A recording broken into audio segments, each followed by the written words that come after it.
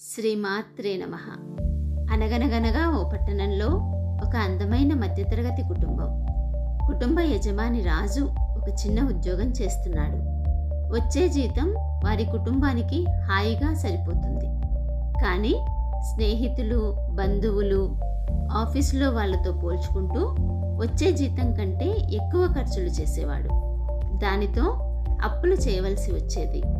ఆ అప్పులు తీర్చడానికి మళ్ళీ అప్పులు, దానితో వచ్చే తలనొప్పులు. అలా అందంగా హాయిగా గడవాల్సిన జీవితం ఇబ్బందులు పడుతూ గడపాల్సి వచ్చింది.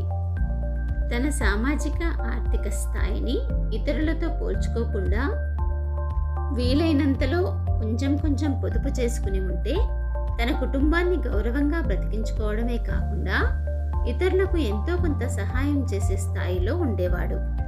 అనవసరపు ఖర్చులు తగ్గించుకోవడం కూడా సంపాదించడంతో సమానమే. మన కుటుంబంతో, సమాజంతో మన స్థాయికి అనుకూలంగా సర్దుకుపోవడం అనేది చాలా అవసరం.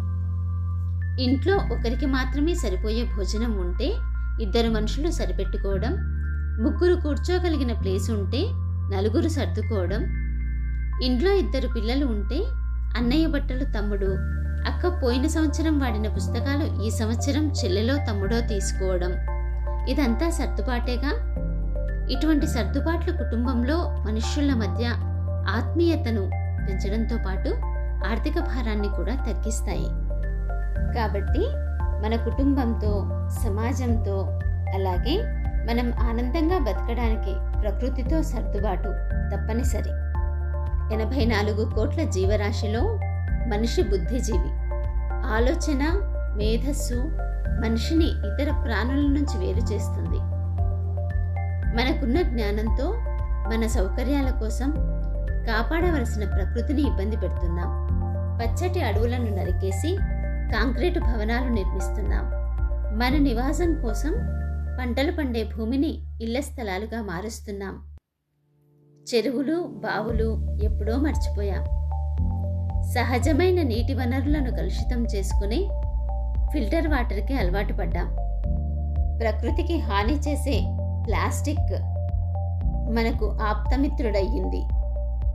అడవులు లేక ఎన్నో పక్షులు, జంతువులు అంతరించిపోతున్నాయి. దాంతో జీవ సమతుల్యం దెబ్బతింటుంది. దాని ప్రభావమే ఇప్పుడు మనం చూస్తున్న, అనుభవిస్తున్న ప్రకృతి వైపరీత్యాలు. మనం ఆనందంగా బతికితే చాలు అనుకుంటున్నాం.